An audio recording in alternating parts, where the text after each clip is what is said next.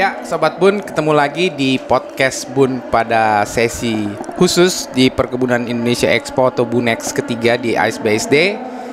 Dan saya kedatangan tamu, beliau seorang, apa ya namanya ya, seorang pemikir dari perkebunan kelapa sawit, khususnya perkebunan rakyat. Beliau tergabung dalam Fortasbi, Forum Petani Kelapa Sawit Indonesia, begitu. Beliau Sandy De Soysa. Selamat datang, Mbak Sandy. Halo, saya manggilnya Pak atau Mas. Apa saja bebas. Oke, Mas Mula gitu ya. Oke, aku manggilnya apa nih? Mbak aja. Mbak ya, Iya. Mbak Sandy. Oke. Mbak Sandy, pertama terima kasih banyak udah hadir di Sama-sama. podcast Bun kita. Jadi kami cerita sedikit, podcast Bun kita ini spesial di Perkebunan Indonesia Expo atau Bunex ketiga ini. Ini untuk memberikan sharing session gitu ya kepada rekan-rekan yang ada di Sobat Bun kita.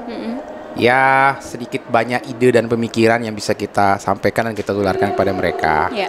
Boleh ya? Boleh. Oke. Mbak Sandy, Hadir. Fortasbi, Forum Petani Kelapa Kelapa Sawit Sawit Berkelanjutan Berkelanjutan. Indonesia. Jelasin dong apa itu? Iya, boleh. Jadi Oke. Fortasbi ini forum tempatnya petani-petani kelapa sawit yang berkomitmen mereka mau mengimplementasikan prinsip-prinsip berkelanjutan. Oke. Lewat apa? Lewat sertifikasi. Berarti ini kumpulan petani-petani gitu ya? Benar. Oke. Gitu. Jadi lewat sertifikasi macam-macam ya. Kalau kita di Indonesia punya sertifikasi ISPO gitu Iya. ya. Oh, Jadi ada oke. dari Sumatera. Sejauh ini anggota kami ada dari Sumatera dan di Kalimantan. Oh. Gitu. Jadi ini spesial untuk sertifikasi gitu ya? Spesial. Jadi kalau dibilang eksklusif, dia sangat eksklusif. Dia tidak terbuka untuk semua petani kelapa sawit. Oh, Dia gitu. hanya mau petani swadaya yang benar-benar mau komitmen untuk sertifikasi. Itu Oh, aja. gitu. Kenapa ya? Karena kami benar-benar fokus pengen mendorong petani yang berkelanjutan itu. Jadi kalau kita ngomongin CSO gitu ya atau NGO di Indonesia kan udah banyak yang dampingin sawit ya. Ada teman-teman CSO yang lain yang memang dia sangat terbuka, dia merangkul semua petani kelapa sawit. Nah tapi backgroundnya Fortasbi ini didirikan itu dulu memang karena petani-petani yang sudah tersertifikasi pada saat itu mereka kebingungan ketika pendampingnya udah nggak ada, kemudian wah kami nih mau nyari diskusinya sama siapa ya gitu, teman diskusi, teman berbagi. Kalau dapat temuan audit gitu ya, misalnya ini akan diskusinya kemana sementara dampingannya udah selesai gitu. Jadi akhirnya kita bikin forum yuk gitu, tapi hanya yang sertifikasi ya, nah gitu. Jadi ini agak beda ya dengan asosiasi petani sawit lainnya. Bener. Oke. That's good sih sebenarnya. Nah, memang sih kami melihat di banyak media gitu ya, apalagi tuntutan saat ini kan. Bener. Sertifikasi itu menjadi salah satu hal yang menjadi di depan, apalagi di beberapa sektor industri, apalagi industri perkebunan sawit. Nah, cerita dong kira-kira apa sih yang menjadi permasalahan atau tantangan yang dilihat dari Fortasbi? Oke, jadi kalau di lapangan ya, jadi kalau secara sertifikasi, karena ini sertifikasi dilakukan di lapangan untuk kebun miliknya petani. Jadi tantangan memang paling banyak ada di lapangan. Misalnya mulai dari hal yang paling sederhana nih ya, ketika mau sertifikasi itu kan perlu ada legalitas lahannya. Nah ditemukan banyak petani-petani kita itu yang lahan legalitasnya dimasukin ke dalam, misalnya disekolahkan. Bahasanya disekolahkan. Yang tahu-tahu aja nih. Misalnya ketika dia menggadaikan gitu ya, menggadaikan surat lahannya.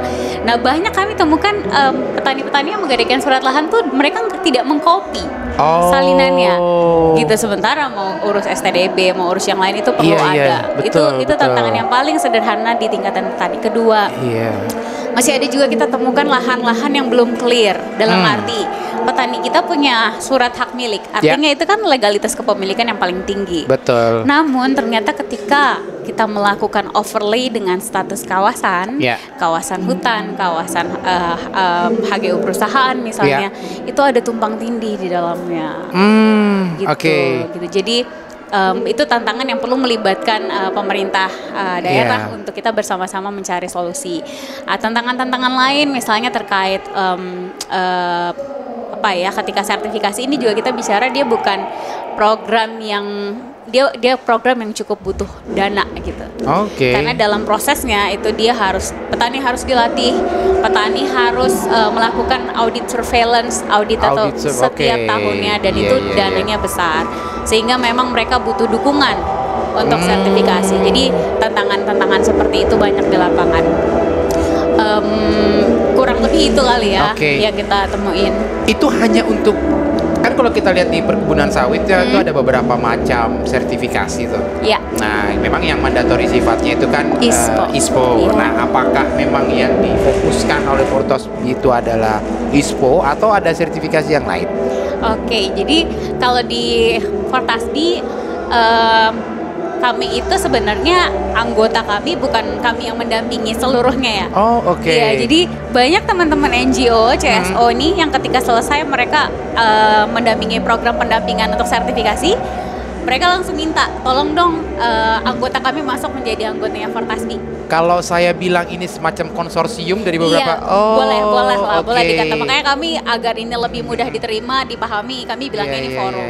Jadi ada yang kami dampingi, ada juga yang memang sudah jadi nih anaknya, tinggal ini tolong dong Fortasbi lanjutin karena program kami selesai gitu. Jadi boleh gitu. Jadi kita semacam ibu sambung gitu lah untuk teman-teman.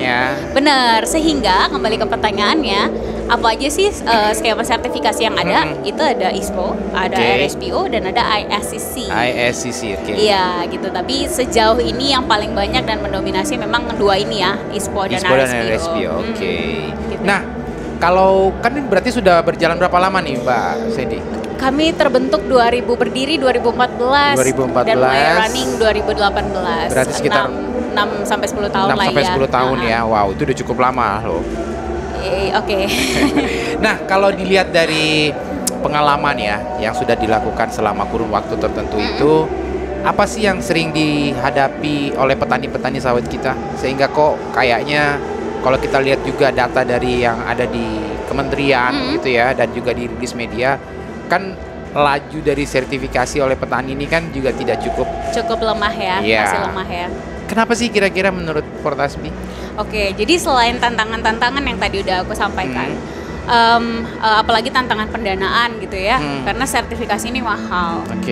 Kalau kami punya kita coba untuk mengkalkulasi, rata-rata satu petani itu butuh dana sekitar 3,5 juta. 3,5 juta? Iya, dengan rata-rata mungkin 2-3 hektar itu untuk bisa masuk dalam sertifikasi. Tapi itu baru masuk, belum dengan proses apa bahasanya berkelanjutannya ya, karena dia harus tiap tahun gitu kan.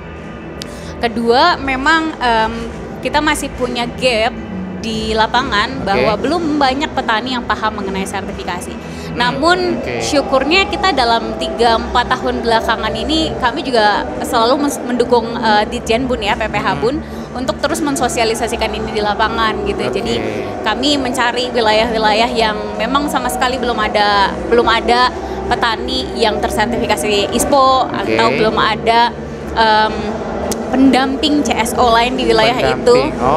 Dan kami masuk untuk kami mencoba untuk memberikan pemahaman dulu, ini loh ada loh sertifikasi ISPO gitu. Berarti ada sertifikasi gitu. Ini itu sebenarnya membantu pemerintah dong ya? Iya, kami berkomitmen memang untuk membantu pemerintah nasional sampai daerah untuk percepatan sertifikasi. Jadi kami terlibat di RAN KSD. Rencana Aksi Nasional Kelapa Sawit Berkelanjutan. Iya, benar.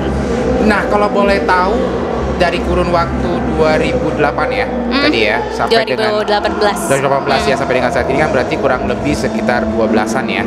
12 tahun. Itu udah berapa capaian yang kita dampingi? Jadi kalau yang didampingi langsung oleh Fortasbi, saya pikir mungkin 20-30 dari total anggota. Anggota kami itu ada 59 kelompok, 16.000 petani. 59 kelompok, 16.000 petani. Wow. Tersebar di Sumatera dan Kalimantan. Nah, mungkin kalau yang kami dampingi sendiri, saya bisa bilang let's say 20-30%. Tapi kami punya komitmen. Jadi komitmen kami adalah semua anggota kami yang dulu entah didampingi oleh siapapun ya, mau itu perusahaan, mau itu teman-teman CSO, itu akan kita dorong agar ketika mereka hanya tersertifikasi satu skema, misalnya mereka sertifikasinya hanya skema RSPO, kita akan dorong bahkan kita subsidi untuk mereka bisa langsung maju join audit. Jadi mereka bisa dapat 2 sertifikasi, RSPO dan ISPO. Jadi sekaligus lah. Sekaligus gitu, karena dari RSPO dia bisa mendorong juga gitu ya, karena kalau Pak Kebun sudah tersertifikasi kasih RSPO, paling dia butuh effort sedikit lah untuk dia bisa maju ke sertifikasi ISPO, seperti STDB dan lain-lain. Nah ini kan apa ya, 2025 kan sebenarnya waktu tenggat untuk sertifikasi. Nah kalau lihat dari laju yang dilakukan pendampingan oleh Fortaspi, masih ada keyakinan atau harapan nggak menurut Kak Sandy? Oke, saya pikir kalau kita berbicara keyakinan dan harapan ini, kita juga bisa melihat dari segala sisi ya. Yang pertama, kolaborasi di tingkatan antara sesama CSO, kemudian CSO dengan pemerintah. Kemudian kita juga perlu melihat bagaimana upaya-upaya yang dilakukan oleh pemerintah, baik mulai dari RAN KSB maupun juga misalnya kayak kita tahu sekarang mulai ada dashboard nasional.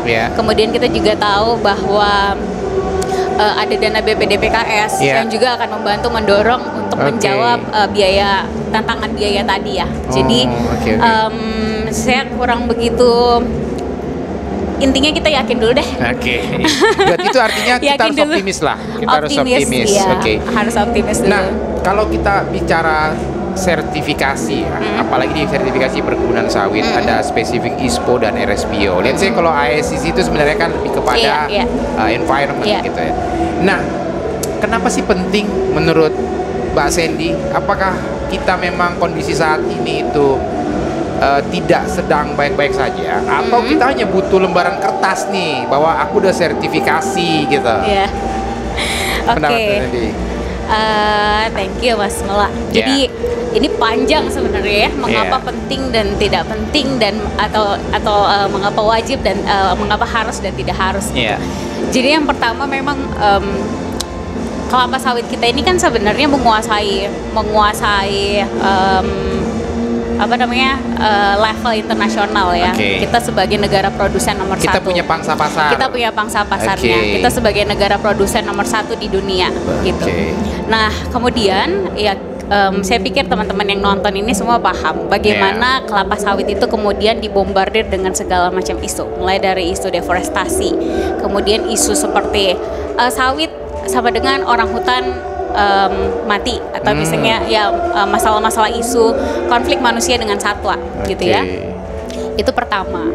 Kemudian kedua, yang perlu kita ingat lagi bahwa sebagai negara produsen terbesar, 41% lahan kelapa sawit Indonesia itu miliknya petani. 41% ya, Itu miliknya petani. Sehingga mau tidak mau, petani itu dia pasti akan juga masuk di dalam narasi itu. Mungkin dulu yang diserang adalah perusahaan, tapi dengan kepemilikan yang sebesar itu, maka petani juga mau tidak mau akan terkena dampaknya. Gitu. Nah, mengapa kemudian harus sertifikasi? Di dalam sertifikasi itu kita punya banyak sekali prinsip dan kriteria ya. Yang pertama, dia memang mengatur segala hal yang dilakukan oleh petani, mulai dari ketika petani bertanam kelapa sawit, dia harus punya legalitas. Dia tidak menanam di wilayah hutan. Dia tidak menanam di kawasan-kawasan yang dilarang oleh pemerintah, itu legalitas. Kemudian yang kedua, dia juga jadi di dalam prinsip dan kriteria itu dididik. Saya bilang aja ya, petani dididik bahwa dia harus mulai aware bahwa dia tuh hidupnya nggak sendiri. Di samping dia tuh ada ekosistem. Apakah itu masyarakat adat? Apakah itu ekosistem hutan? Apakah itu sungai gitu? Sehingga dia diajarkan mau nggak mau untuk selalu, ini sungai, ini bukan sampah, jadi kamu harus men-treat sungai seperti apa yang ada di standar. Ada masyarakat adat di sekitarmu, jadi kamu harus memikirkan bagaimana caranya agar masyarakat adat tidak terdampak misalnya. Atau ada orang hutan yang sering lewat di lahanmu, atau baru-baru ada anggota kami yang bagaimana caranya mereka mendorong gajah agar masuk kembali ke dalam hutan, gitu. Dan sertifikasi mengajarkan segala hal. Itu soal lingkungan. Kemudian masyarakat adat misalnya soal sosial, ya. Kemudian juga mengenai bagaimana mereka berkelompok bagaimana. Berkelompok. Iya, karena petani itu kalau tidak diajarkan untuk berkelompok, maka dia akan terpencar-pencar. Ketika dia terpencar-pencar gitu ya, dia tidak akan punya kekuatan untuk bisa mungkin melakukan lobby dengan dia tidak akan punya bargaining position. Gitu. Jadi ketika dia tersertifikasi, dia dikuatkan dari segi kelembagaan, secara kapasitas dia mendapatkan pelatihan. Dia juga saking semangatnya ya.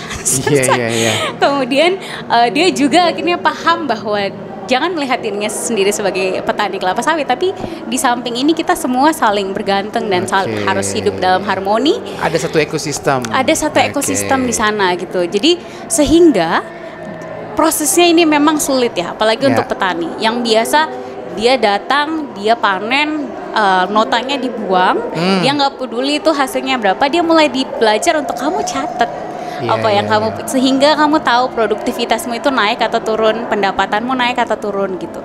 Nah, jadi dengan sertifikasi ini menjadi salah satu alat untuk kita bisa mendidik petani untuk bisa berkebun dengan lebih ramah sosial, ramah lingkungan, dan bisa di-trace dan bisa dilacak gitu buahnya dari hulu sampai hilir. Jadi sobat Bun, sertifikasi dalam hal ini ISPO jadi tidak hanya sebagai satu peraturan begitu ya, tetapi juga merupakan ada benefit. Membangun kepedulian dari masyarakat bahwa dalam membangun satu perkebunan kelapa sawit itu ada satu ekosistem yang harus diperhatikan oleh petani. Itu luar biasa sebenarnya. Cuman bagi saya penasaran nih, ini kan berarti satu satu sukarela, voluntary. Kok mau bantu petani sawit? Dan itu jumlahnya tadi kalau kita lihat kan sangat luar biasa kan, 16.000 petani. Walaupun itu sebagian dari berbagai kumpulan CSO gitu loh, tetapi kok mau gitu? Jadi sebenarnya nggak sukarela amat juga sih Mas Mula. Jadi kami tetap sebagai sekretariat, karena forum ini punya sekretariat untuk orang-orang yang bekerja di sekretariat ataupun yang teman-teman yang mendampingi di lapangan. Itu kita juga mencari istilahnya mencari project atau dana-dana lain untuk kami bisa terus melayani petani lah gitu. Jadi sebetulnya menyambungkan benar. Dari apa yang diharapkan yang lain gitu dengan apa yang dibutuhkan oleh petani. Benar. That's good.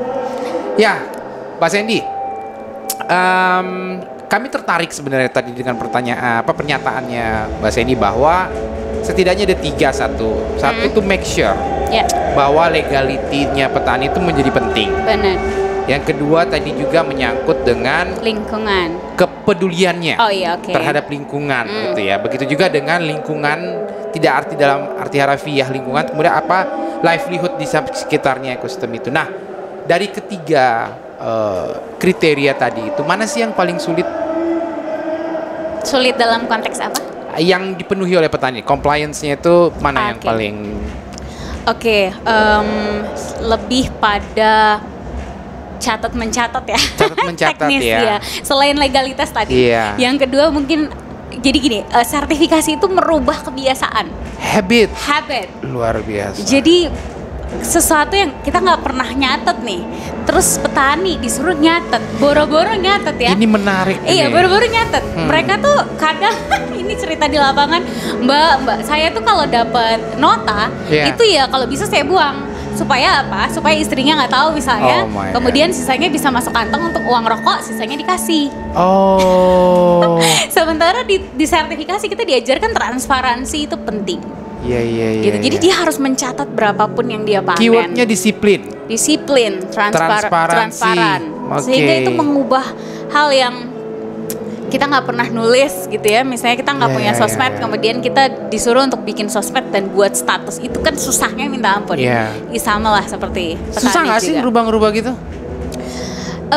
Ngomong challenging, but ketika petani sudah berkomitmen, mereka dalam prosesnya itu bisa berjalan. Dan itu dibuktikan di 16.000 petani ya. Dan total petani yang tersertifikasi di Indonesia saya pikir lebih dari itu ya. Lebih dari itu gitu angkanya, dan mereka bisa membuktikan gitu. gitu, bahwa sertifikasi ini adalah proses mereka belajar, proses mereka berubah, proses mereka menjadi lebih aware terhadap lingkungan, proses mereka menjadi lebih peduli terhadap satu sama lain, dan mereka disiplin. Mas Andy, mau sampai kapan sih? Pertanyaannya berat ya. Iya, karena kami tuh saya pribadi lah melihat ini satu makanya saya menamakan itu kayak voluntary gitu loh. Artinya ada dorongan dari kepedulian bahwa ini tuh sebenarnya harus ada hand in hand antara pemerintah dan dalam hal ini Fortaspi gitu loh. Tetapi kan mau sampai kapan kita seperti ini gitu? Tentu kan harus ada mimpi atau harapan dari Mbak Sandy gitu atau Fortaspi dalam hal ini.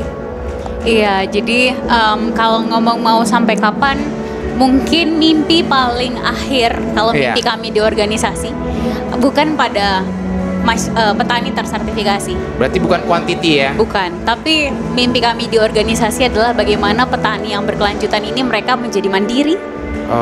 Mereka bisa punya posisi tawar yang baik. Kemudian dari sertifikasi yang adalah proses ini dan alat ini, mereka bisa mempunyai standar hidup yang lebih tinggi lagi. Itu adalah mimpi. Lebih kepada pribadi si petani-petani tadi. Jadi mimpinya bukan pada sertifikasi itu sebenarnya, tapi sertifikasi ini proses, ini alat. Yang jadi petani bisa menjadi lebih naik ke level lagi. Gitu. Nah, kalau ngomong sampai kapan, ini adalah proses yang panjang ya. Saya kayaknya nggak bisa jawab, tapi ya selama kita masih ketemu Pak Mullah, saya masih main ke Ditjen PPH Bun misalnya, ya berarti saya masih di situ. Artinya tentu kan yang namanya sertifikasi atau perkebunan sawit ini kan tidak istilahnya dalam melakukan sesuatu kan dibutuhkan satu target gitu ya, atau penyusunan rencana gitu betul. Kan. How much sih yang kita bisa raih di tahun ini gitu. Sekalipun tantangannya tadi sudah disampaikan. Mungkin dasar-dasar itu yang yang bisa Mbak Sandy sampaikan ke Sobat Bun kita bahwa kami tuh mau melakukan ini ada ukurannya lah gitu loh, supaya bisa berjalan beriringan dengan yang dihendaki oleh pemerintah. Jadi berarti ini sebenarnya ngomongin target ya. Ngomongin target, kemudian bagaimana kita measure, kita karena mengukur. Kan secara tidak langsung nih, mohon maaf, kan perlu dong menjadi kawan baik dari pemerintah, supaya setiap lini itu bisa kita peroleh atau kita jangkau. Kalau kami di organisasi pada prinsipnya akan terus mendukung petani untuk lebih banyak lagi bergabung di dalam kereta sertifikasi ISPO ya. Kalau mengakses ESTDB dan lain-lain itu pasti ngikut di dalamnya. Gitu. Jadi sebanyak resource yang kami punya itu akan kami alokasikan untuk mendukung program pemerintah ini. Nah, target kami itu paling minimal dalam setahun. Misalnya aja nih, kalau kami punya satu proyek kami taruh 1.000, kalau kami punya 8 proyek kami taruh berarti 8.000 kan. Wow. Gitu. Orang? 8.000 petani, hitungannya orang. Ya kita nggak tahu berapa hektar masing-masing punya berapa hektar. Tapi itulah mimpi. Gitu. Jadi minimal satu proyek, misalnya ada beberapa proyek kita 1.000. Ya walaupun nyarinya itu juga challenging di lapangan. Tapi optimis ya. Apa itu akan menyebar ke berbagai wilayah lagi atau kita fokuskan di wilayah tertentu bagi Fortaspi? Kita nyebar sih. Nyebar dan kita memang kita selalu beranggapan bahwa ini pekerjaan besar dan akan sangat strategis jika dilakukan bersama-sama. Iya, betul sekali. Jadi kolaborasi. Jadi kami itu ketika melakukan aktivitas atau kegiatan di lapangan untuk mendorong sertifikasi, kami bekerja juga dengan teman-teman CSO yang ada di lapangan. Jadi kita riset dulu nih di situ ada siapa teman-teman CSO A, B, C gitu ya. Oke, kita langsung kontak, mau nggak barengan gitu. Ada target segini kita dorong sertifikasi gitu. Kalau nggak ada, kami punya strategi yang kedua. Anggota kami, petani kami itu kan rata-rata semuanya sudah tersertifikasi dan mereka paham bagaimana prosesnya. Nah, kami melihat ketika ada champion, kami akan dorong mau nggak dampingin sertifikasi. Jadi itu model menular gitu ya. Iya, itu akan lebih strategis karena apa? Karena petani langsung yang ngomong. Dia bisa ngomong, ini loh sebelumnya koperasi saya atau ada bukti BUMDes saya gitu kan? ada bukti. Sebelumnya seperti ini, tapi iya. setelah kami ikut sertifikasi, kami bisa berbagi, kami bisa tidak hanya menguatkan organisasinya, tapi kami bisa berbagi dengan desa, kami bisa berbagi dengan masyarakat, misalnya ini ya, suku anak dalam di Jambi, contohnya. Jadi ketika mereka ngomong langsung, petani akan lebih percaya gitu. Ya kalau kami kan, ya kalian dibayar, kalian punya project gitu ya, iya betul. Gitu, itu salah satu strategi. Dan otomatis dan sudah pasti bekerja sama juga dengan semua pemerintah daerah ya, dinas-dinas perkebunan yang ada di lapangan. Gitu. Saya sih puas mendengar penjelasan dari Mbak Sandy sebenarnya. Tapi bagi Sobat Bun, ketika misalnya ada hal-hal yang ingin diperdalam begitu, mungkin bisa langsung buka. Ada website Fortasbi ya? www.fortasbi.org. www.fortasbi.org. Jadi kalau Sobat Bun ingin mengetahui lebih jauh seperti apa atau bahkan ingin gabung dengan Fortasbi, itu bisa kunjungi websitenya. Iya, boleh. Mbak Sandy, satu kata terakhir dong. Jangan satu kata kali ya. Satu kalimat. Satu kalimat dong buat sawit rakyat kita. Oke. Sertifikasi memang sulit. Sertifikasi banyak tantangan. Tapi sertifikasi itu juga adalah salah satu cara agar petani menjadi lebih mandiri, menjadi lebih kuat dan punya daya tawar yang tinggi, tidak hanya di level tempat dia tinggal, tapi bisa sampai level internasional. Itulah kenapa kita harus mendukung petani untuk masuk dalam sertifikasi dan berkolaborasi bersama-sama untuk mendorong petani, membantu petani ikut dalam sertifikasi karena dampaknya luar biasa. Saya mencatat 3, kolaborasi, kemudian adalah penguatan itu petani itu sendiri, dan yang ketiga adalah pembukaan akses untuk keberterimaan di dunia internasional. Jadi Kak Sandy, Mbak Sandy, kok saya manggil kakak terus nih kalau Kak Sandy nih. Terima kasih banyak sudah hadir di podcast Bun kita, edisi khusus di Perkebunan Indonesia Expo. Ada tenan ya di sini ya? Ada tenan, ada booth. Ada booth ya. Kita boothnya di sana, di dekat klinik perkebunan ya, samping-samping. Jadi Sobat Bun, jika ingin mengetahui informasi lebih jauh mengenai Fortasbi, bisa datang di Perkebunan Indonesia Expo Bunex ketiga di AISBSD mulai dari tanggal 12 sampai dengan tanggal 14 September di Hall 5 dan 6 AISBSD. Dan saya rasa kita cukupkan sesi kita pada sesi ini, dan kami tutup dengan selamat sore. Assalamualaikum warahmatullahi wabarakatuh.